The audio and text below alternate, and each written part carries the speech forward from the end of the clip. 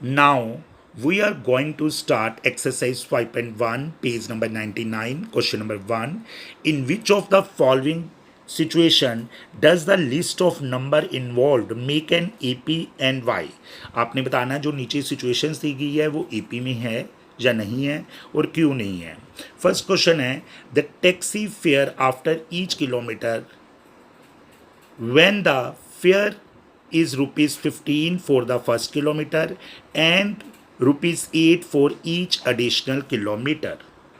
आपको क्वेश्चन दिया है कि टैक्सी वाला है जो फर्स्ट किलोमीटर के लिए 15 रुपीज़ ले रहा है, आफ्टर दैट वो 8 रुपीज़ एडिशनल चार्जेस ले रहा है. यानी कि अगर आप 2 किलोमीटर का डिस्टेंस कवर करोगे तो +8 करोगे वो 23 हो गया. फिर अगर आप 3 किलोमीटर का डिस्टेंस कवर करते हो उसमें +8 और हो जाएगा. 23 एंड 8 कितना आ गया बच्चे? 31 आ गया. फिर अगर आप डिस्टेंस 4 किलोमीटर का करते हो फिर +8 हो जाएगा, दैट इज़ 39. So on. हम लिखेंगे yes it is in AP because common difference is same. देखो बच्चे कॉमन डिफरेंस सेम आ रहा है. 23 minus 15 that is 8, 31 minus 23 that is 8, 39 minus 31 that is 8. Part 1 right. आप यहाँ पर करके भी दिखा सकते हो टीचर को. A2 minus A1 that is 23 minus 15 that is 8, A3 minus A2 that is 31 minus 23 that is 8, A4 minus A3 that is 39 minus 31 that is 8. Therefore it is in AP. Now part second, book आप साथ में open रखा करो. जब भी आप revision करते हो, जब भी ये वीडियोस देखते हो, साथ में बुक को अपने साथ रखा करो. The amount of the air pressure in a cylinder when a vacuum pump removes 1/4 of the air remaining in the cylinder at a time. देखो फॉर एग्जाम्पल ये आपका आएगा no it is not in AP. मैं आपको बताता हूँ कैसे. No it is not in AP because for example मैं आपको तो बिकॉज पहले रीज़न लिखो. Because removing air is not same in all time. देखो फॉर एग्जाम्पल मैं आपको दे रहा हूँ. सबसे पहले देखो आपके पास था, मान लो आपके पास थी 120 एयर थी एयर में सिलेंडर में. उससे आपने 1/4 आपने रिमूव की. इट मीन्स जब 1/4 है 120 का वो कितना हो गया? 1/4 मीन्स 14 इंटू 120 30 हो गया. 30 रिमूव कर दी. 120 में से 30 माइनस किए. फर्स्ट में पहले तो 120 थी, ठीक है. 120 में से 30 रिमूव किए फिर 90 रह गई रिमेनिंग ईयर. अब 90 का 1/4 करना है. 90 का जब 1/4 किया हमने देखो 45 22.5. अब हमने 22.5 इसमें से माइनस करनी है. 90 माइनस 22.5 करोगे दैट इज़ 70. एक आ गया बच्चे, दैट इज़ आ गया 67.5. आप देखो इसमें 30 का डिफरेंस है, इसमें 22.5 का डिफरेंस है. तो it is not in AP. ये AP में नहीं हो सकती बिकॉज रिमूविंग एयर जो है हर टाइम डिफरेंट आएगी. कॉमन डिफरेंस सेम नहीं आ सकता. Now part third. Cost of A digging well after every meter of digging when it costs rupees 150 for the first meter and rises rupees 50 for the subsequent meter. Yes it is in AP because पहली 150 आ गई, फिर 200 आ गई, फिर 250 आ गई, फिर 300 आ गई, so on. Yes it is in AP. It is in AP because common difference is same. Simple लिखो आप. Question part 4. The amount of money in the account every year when 10,000 is deposited at compound interest at 8% per annum.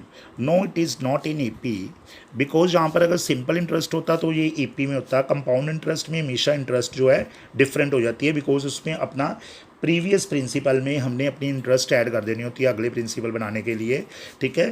Because common differences is not same. That is the part of fourth of question number 1. Question number 2 very important question शुरू हो गए. Easy question है, ध्यान से इसके concept वे समझने हैं, आप इसको ईजिली कर सकोगे.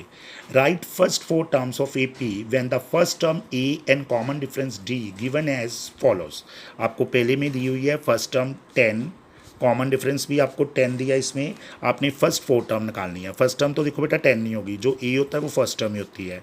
सेकेंड टर्म आ गई बेटा A1 प्लस डी, 10 प्लस 10 20।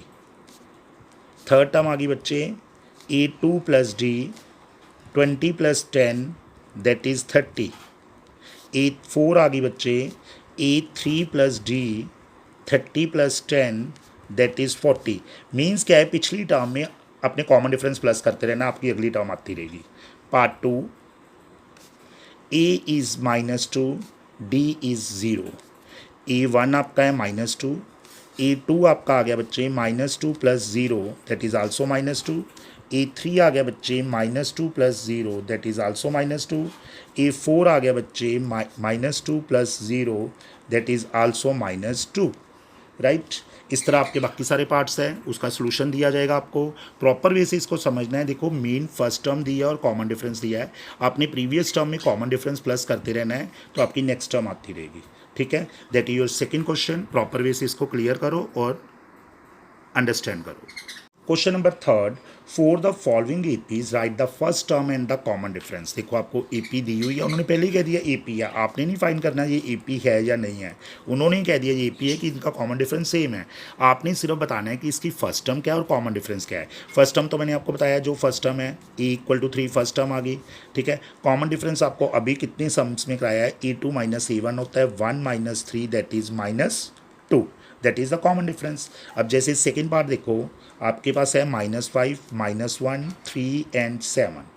इसमें आपकी फर्स्ट टर्म आ गई बेटा -5, कॉमन डिफरेंस आ गया A2 - A1 that is -1 minus -5, क्योंकि फर्स्ट टर्म -5 है, that is -1 + 5 that is 4।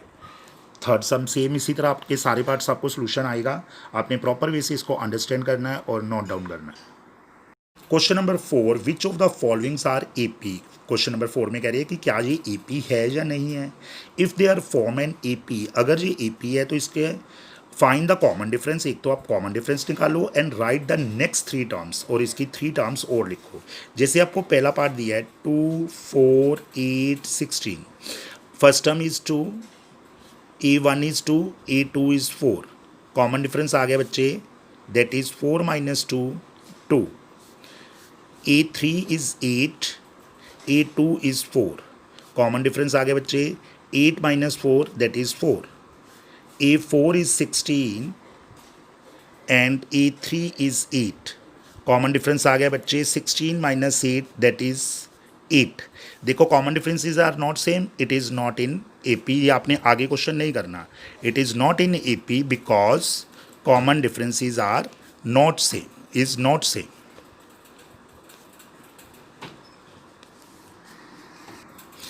Part second में देखो 2 5/2, 3 7/2। A1 आपका 2 है, A2 आपका 5/2 है। कॉमन डिफरेंस आ गया आपका 5/2 - 2 दैट इज़ 2।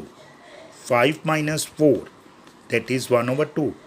ऐसी बेटा A3 आपको दी हुई है 3, A2 आपको दी हुई है 5/2। कॉमन डिफरेंस आ गया बच्चे 3 - 5/2, 2 इज़ LCM, 6 - 5 दैट इज़ 1/2। ऐसे बेटा A4 आपको दिया हुआ है 7/2, A3 दिया हुआ है 3। कॉमन डिफरेंस आ गया 7/2 - 3, 2 इज़ LCM, 7 - 6 दैट इज़ 1/2। देखो it is in AP because common differences are same.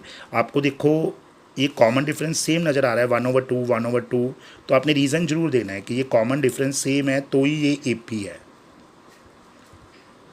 अब हमें उन्होंने क्वेश्चन दिया था कि अगर ये AP है तो इसके नेक्स्ट 3 टर्म्स लिखो। देखो फर्स्ट टर्म दी हुई है, सेकंड दी है, थर्ड दी है, फोर्थ दी है। आपने फिफ्थ टर्म लिखनी है। Fifth term is A4 + D। A4 था 7/2 प्लस D है हमारा 1/2, 2 इज़ LCM, 8/2 आ जाएगा बच्चे, दैट इज़ 4। A6 लिखनी है, that is A5 + D, 4 + 1/2 that is 2 is LCM, 8 + 1 that is 9/2। Last term A7 वो आएगी बेटा A6 + D, 9/2 + 1/2 that is 10/2 that is 5। ये आपकी नेक्स्ट टर्म आ गई। 3 term 4, 9/2 and 5, that is your question number 4। इसी तरह इसके सारे पार्ट्स होंगे जो कि आपने सॉल्व करने हैं, उसके नोट्स में आपको प्रॉपर वे से सेंड करूँगा और आपने अंडरस्टैंड करने हैं। That is 5.1 is over. Thank you.